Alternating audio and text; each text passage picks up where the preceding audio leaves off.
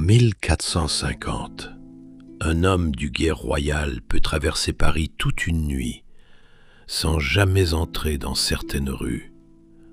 Ce n'est pas de la peur, c'est de la géométrie. À quelques centaines de pas des Halles, un chapelet de ruelles porte un nom que les registres du roi écrivent sans détour. Rue de la Grande Truanderie, la rue des mendiants. Là, le sol n'est pas pavé. Les étages avancent jusqu'à se toucher presque au-dessus des têtes. Aucune charrette n'y tourne. Et les hommes chargés de faire respecter le couvre-feu tiennent 8 postes fixes pour une ville de 100 000 âmes. Ce que la légende appellera plus tard la cour des miracles n'est pas un repère de brigands. C'est un accident de terrain devenu une forteresse. Voici comment il s'est construit. Pour comprendre ce lieu, il faut d'abord regarder la ville qui l'entoure et accepter une image contre-intuitive. En 1450, Paris n'est pas une ville pleine. L'enceinte de Charles V, achevée à la fin du XIVe siècle, enferme sur la rive droite une surface considérable. Mais entre 1300 et 1450, la surface réellement bâtie à l'intérieur de ces murs n'a presque pas progressé. Des jardins, des cultures maraîchères, des terrains laissés en friche occupent des pans entiers de l'espace protégé. La muraille est en avance d'1 siècle sur la ville. La cause est démographique. Après la peste noire de 1348, après les famines, après la guerre civile entre Armagnac et Bourguignon, après 16 années d'occupation anglaise, Paris tombe autour de 100 000 habitants dans les années 1420. Un siècle et demi plus tôt, la même ville en comptait sans doute le double. Imaginez une capitale moderne dont la moitié des logements se viderait en 3 générations. Le résultat est matériel et il est visible dans chaque rue. Des maisons vides, non pas quelques-unes, des parcelles entières, des toitures qui cèdent, des pans de bois qui gauchissent, des terrains où l'on ne reconstruit pas, parce qu'il n'y a plus personne pour payer le loyer. Reprise en avril 1436, la ville ne se relève pas pour autant.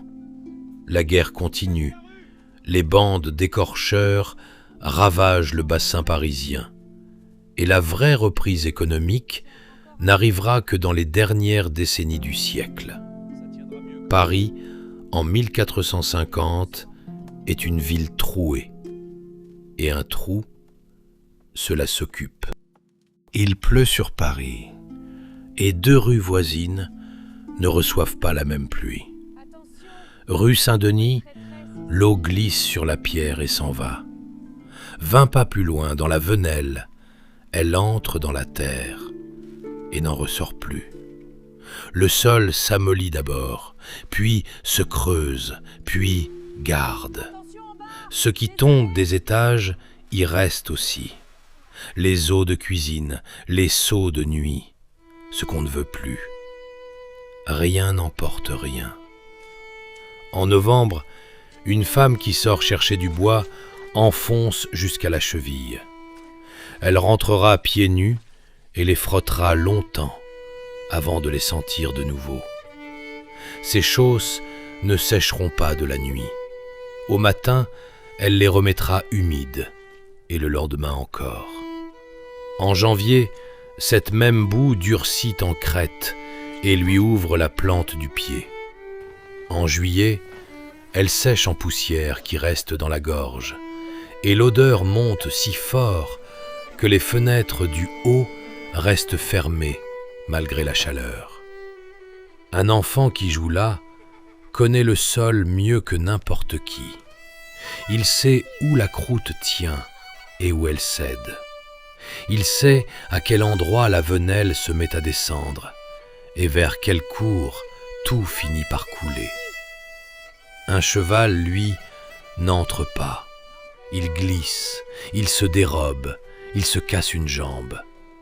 Un cavalier le sait au premier pas et fait demi-tour. C'est tout. Une rue pavée et une rue de terre. D'un côté, la ville du roi. De l'autre, un endroit où personne ne viendra plus jamais chercher personne. Pour ne rien manquer de nos prochains voyages, abonnez-vous à l'Histoire réveillée. Prenons maintenant une parcelle précise. Les rues de la Grande et de la Petite Truanderie sont ouvertes dès le milieu du XIIIe siècle. Elles occupent l'emplacement d'un ancien fief, celui de Thérouanne, dont une moitié fut cédée à Philippe Auguste en 1181 pour agrandir les halles. Le terrain resté à l'évêque fut aussitôt envahi par des marchands de toutes sortes, qui tracèrent eux-mêmes leur voie d'accès au marché. Ce détail explique tout ce qui suit. Ces rues n'ont pas été dessinées par une autorité. Elles sont le résidu d'un lotissement privé ajusté à des parcelles marchandes, sans plan d'ensemble, sans alignement, sans largeur imposée. Leur logique n'est pas de faire circuler, elle est de desservir des arrières de boutiques. Vers 1380, la Grande Truanderie ne formait qu'un court segment d'environ 50 mètres, soit la longueur d'une piscine olympique. Au XVe siècle, elle appartenait à une trame de venelles, d'impasses et de cours intérieures. Sur ce parcellaire, l'occupation d'après-guerre se fait par empilement. On s'installe dans les maisons vides.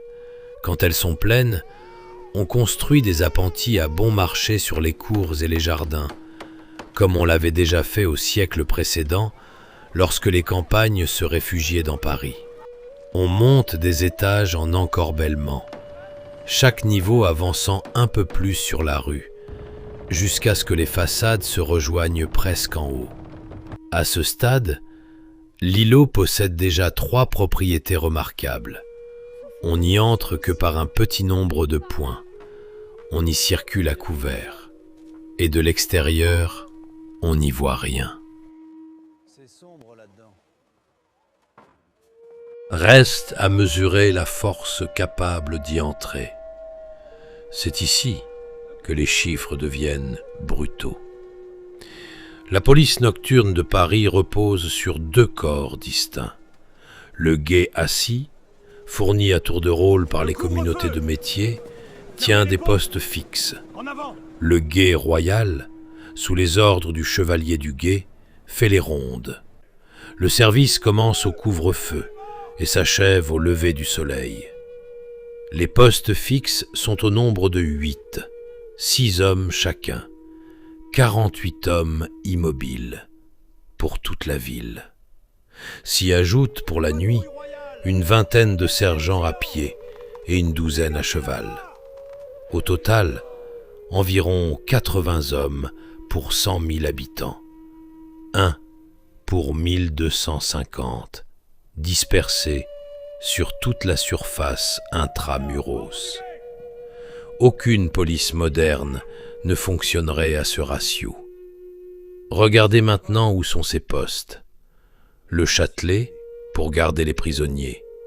La cour du Palais, pour veiller sur les reliques de la Sainte-Chapelle. L'église de la Madeleine, dans la Cité. La place aux Chats. Les piliers de la place de Grève.